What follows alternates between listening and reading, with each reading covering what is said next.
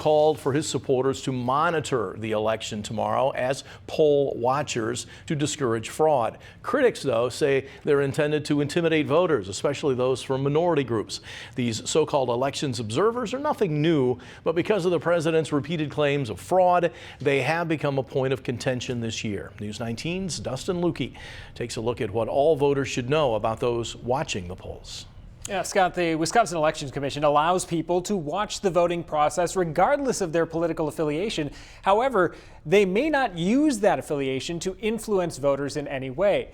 The Crosse County Clerk Ginny Dankmeyer told me that there are likely to be these observers tomorrow, as there have been already throughout the entire early in-person process. Now, all voters tomorrow should keep the following things in mind when it comes to elections observers. They do have to wear an observer tag or badge identifying them as such, and they should get one when they follow the check-in procedures with the chief inspector. The Wisconsin Elections Commission also says they must wear a face covering. They may not wear any clothing or buttons related to candidates or issues intended to influence the election, and they cannot talk to voters about candidates, parties, or what's on the ballot. In fact, they're not supposed to interact with voters at all unless requested. Their job is to just sit there and observe. If they have questions on something, they need to contact the chief inspector if something's going on that they don't like.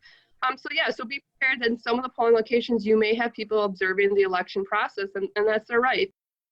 Now, something else to keep in mind for all voters and observers: leave the cameras in your pocket. No one, except for media outlets who have checked in with elections officials, can take photos or record video in a polling place, so save any of those "I voted" selfies for when you get home.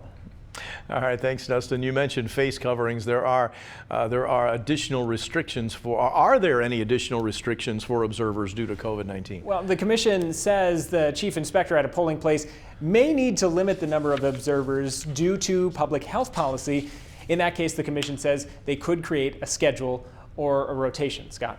All right, thanks, Dustin. Speaking of schedule, the polls open at 7 a.m. tomorrow morning, and anyone who is in line when the polls close at 8 p.m. can still cast their ballot, even though the polls are supposed